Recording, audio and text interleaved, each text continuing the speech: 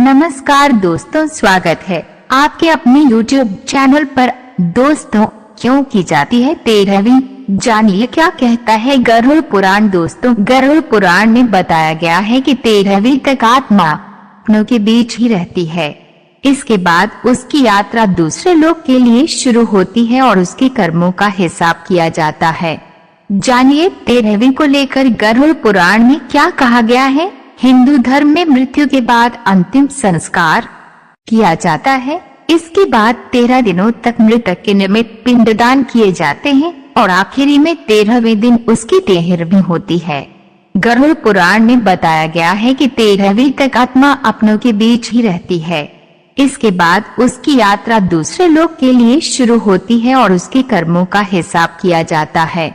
लेकिन क्या कभी आपने सोचा है कि आखिर 13वीं क्यों की जाती है और इससे उस मृत व्यक्ति आत्मा को क्या लाभ मिलता है? अगर आपको इसकी जानकारी नहीं है तो यहाँ जानिए इस बारे में गरुड़ पुराण में क्या बताया गया है।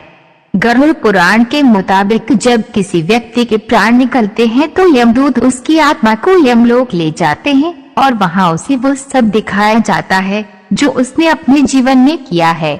इस दौरान करीब 24 घंटे तक आत्मा यमलोक में ही रहती है। इसके बाद यमदूत उसे उसके परिजनों के बीच छोड़ जाते हैं। इसके बाद मृतक व्यक्ति की आत्मा अपने परिवार वालों के आसपास ही भटकती रहती है, क्योंकि उसमें इतना बल नहीं होता कि मृत्यु लोक से यमलोक की यात्रा तय कर सके। इस बीच परिजन मृतक की आत्मा के लिए नियमित रूप से पिंडदान करते हैं। गरुड़ पुराण के अनुसार मृत्यु के बाद 10 दिनों तक जो पिंडदान किए जाते हैं उससे मृत आत्मा के विभिन्न अंग का निर्माण होता है।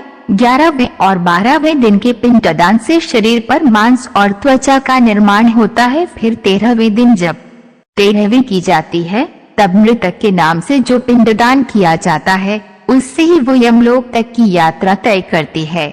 पिंडदान से आत्मा को बल मिलता है और वो अपने पैरों पर चलकर मृत्यु लोक से यमलोक तक की यात्रा संपन्न करती है। आत्मा को मृत्यु लोक से यमलोक पहुंचने में 1 साल का समय लगता है।